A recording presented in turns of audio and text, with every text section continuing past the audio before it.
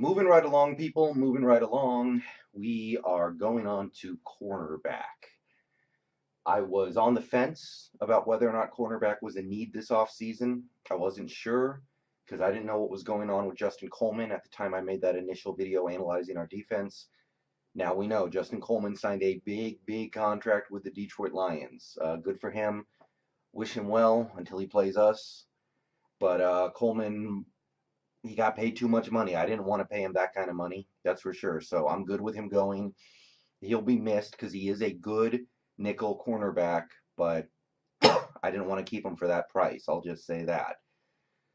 So now I think cornerback is a mild need for this offseason for the Seahawks. Not a dire need.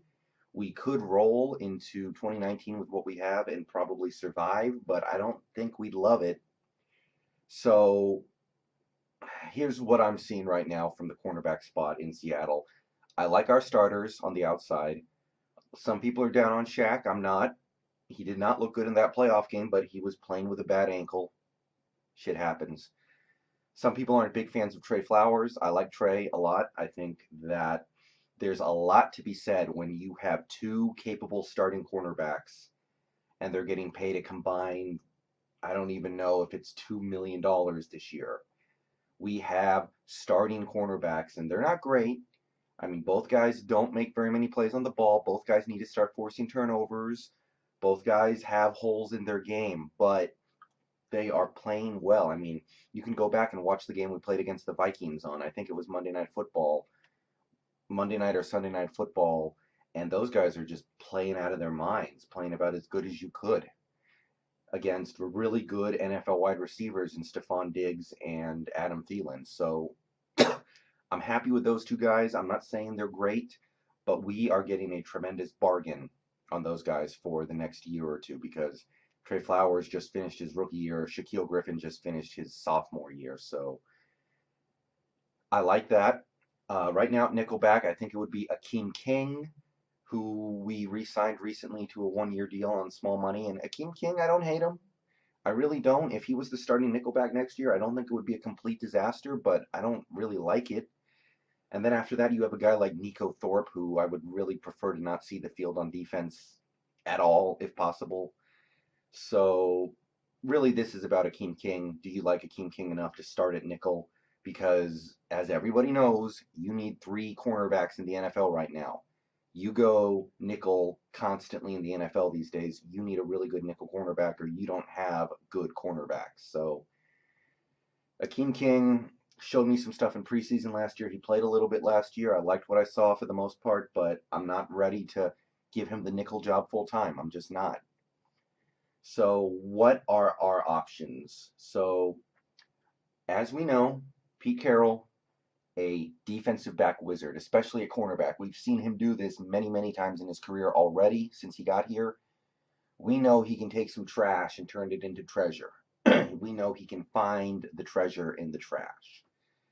So we don't necessarily need to spend a bunch of draft capital or a bunch of money to go bring in some high-priced free agent or, high first-round pick cornerback to fix our problems. Because I do think we have a bit of a problem now, but we don't necessarily need to spend all this money and draft equity to replace it. So here are the things that caught my eye when I was going over the options that we had.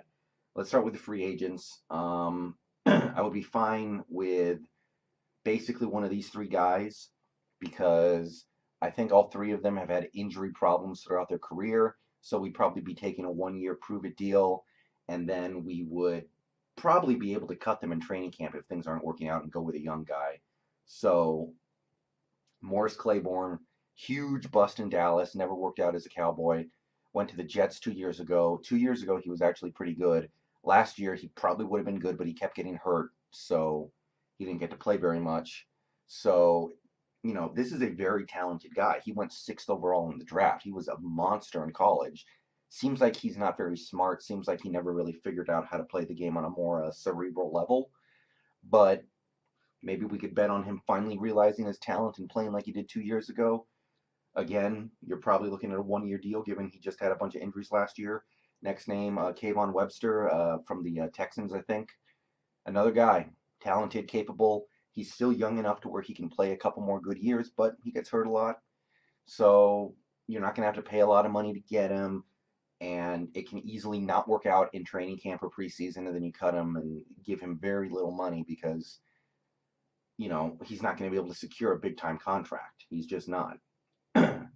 And the third and final free agent that caught my eye, and this is starting to drag the bottom of the barrel, really, because a lot of the big time cornerbacks signed already, and I don't want any of the big time cornerbacks anyway. But David Emerson, he was a Cardinal last year. Small name guy, not a great player, but I I was looking at the list of guys who were available at this point. Some of them are very very old. Some of them are have had concussion issues to the point where they probably need to retire. David Emerson is at least reasonably young, and we can count on him to maybe have one more year before he just becomes decrepit. Now, I don't know if we can count on him to have one more year that's good, but the it's the most appealing option of the bottom of the barrel dives for me. So I don't love any of this. None of you guys should. If we bring in one of these three guys, they could easily be off the team before the season starts. So let's go to the draft. Let's take a look at the draft now. And like I said, we don't need to spend a whole bunch of draft capital bringing in a cornerback because we've seen Carroll do it over and over again. 6th round Sherman, 6th round I think Maxwell. Browner was undrafted. He brings in, guys like Justin Coleman, trades a 7th round pick to get him, and he ends up being a really good nickel cornerback over and over and over. He finds guys. We don't need to spend a really high draft pick on a cornerback, I don't think. But just to leave the option open, I do have a couple of guys listed here that, 2nd round picks, because again, we're probably not picking in the 1st round this year. So I listed a bunch of options here. We're deep diving into the draft. We're going to look at some guys who are not going to go until day 3. They might not go at all, but I like what I see from the following guys, knowing what I know about the Seahawks. So if you're a good Seahawks fan, you're aware we like bigger cornerbacks, but we have had a history of settling for normal-sized cornerbacks if they're playing nickel. Justin Coleman was like 5'11", Jeremy Lane was like 6 foot flat. It's a far cry from guys like Sherman, who were 6'3", and Browner, who was like 6'4" or something, and Shaquille and Trey Flowers. Those guys are 6 something. So it's not like we are limited specifically to getting big cornerbacks, but there's definitely a bias in this front office to get cornerbacks who are big. So those are the guys I was looking at. That's kind of how I narrowed things down. Like, there were a few guys who might be available at, the top or the middle of the 2nd round, but I'm not going to bother talking about them because I don't think we're going to get them. If they're not big enough, I don't think it's going to happen. I mean, again, cornerback is not a dire need. We don't have to take the best cornerback available in our pick. With our pick in April, we can kick the can down the road one more year and figure out what we want to do at cornerback later. But anyway, the names I came up with were Jojuan Williams. This is probably the guy I would be the most excited to get. He's 6'4", which is a bit huge for a cornerback. That's bigger than Trey Flowers. That's bigger than Richard Sherman. He could be had, I think, with a late 2nd round pick. So it wouldn't even have to be our first pick, depending on how we maneuver with our trades, because we're going to make trades. And he's from Vanderbilt. Caught my eye because of the size. Has a pretty good pedigree. Seems to be the kind of cornerback that we like. And it's just that 6'4" size. I mean, he's not very fast, obviously. He's, more of a Byron Maxwell than anything else. But that was probably the guy that caught my eye the most. Lonnie Johnson, 6'2", out of Kentucky. He could go in the mid-3rd. I like that. Isaiah Johnson. Now we're going down toward the bottom of the barrel. I was doing some research on these names.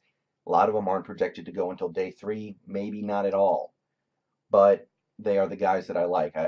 They are the guys that I think will appeal to this team. Isaiah Johnson, 6'2", out of Houston. Probably a late 4th round pick.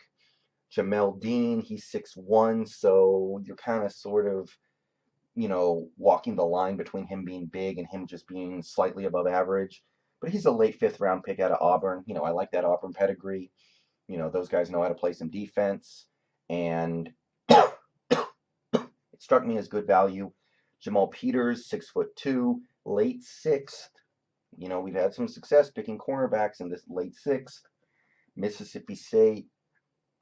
And the last guy I listed was Justin Lane, who this guy is going to go in the mid-second. So if you really believe that cornerback is a big problem for these Seahawks and you want to address it with your first pick, if you want to address it, you know, trade down a little bit and then take a new cornerback, which I really don't, and I don't think very many Seahawks fans do, but you could disagree. We don't have a superstar cornerback right now. We don't have a lot of stability at that position. So, you know, Justin Lane, get him in the mid-second after trading down a little bit. He's 6'2" from Michigan State. Some of these guys, despite their higher than average size, clocked really well at a 40 time as well. I think Isaiah Johnson and Jamel Dean both had like 4.3 40s. So, and I think Justin Lane was around 4.4, which is pretty good for a bigger cornerback. So, a lot of options in the draft because I have faith in this front office above anything else to take a low pick, you know, a 6th round pick, a 5th round pick, maybe even an undrafted free agent, and turn them into a quality player, somebody who can actually start. So, cornerback, I'm not dying for a new one, but I'm also not excited about having Akeem King play nickel next year. So, here's what I like. I definitely think we need to spend a late round draft pick on one of these names. I mean, Jamal Peters can be gotten in the late 6th round, and then you're getting a pretty big corner project to work on. Jamal Dean, like I said, late 5th. So you don't have to spend a lot of capital to get one of these guys. And it's a good idea for this front office to take a cornerback every year, I think, just because we're good at developing them, and that's a position that you need a lot of depth at. I mean, one injury to a cornerback, and suddenly you're like, whoa, we need 4 good cornerbacks on this team, or else we're going to have a major, major hole. So that's it. I have one more video left to make in this series. It's going to be taking a look at the strong safety spot. Some people are way more down on Tederick and Delano than I am, but I'm still not married to either, so we do need to take a look at what we can do at strong safety. Get to that soon, but for now, what do you guys think? Should we bring in one of these free agents on a 1-year deal that, you know, doesn't cost that much? Do you want to spend serious draft capital on a cornerback? Do you want to just take a couple late round flyers and see what happens? What do you think? Because I think we need somebody else to throw in the mix there to challenge Akeem King. All right, peace out.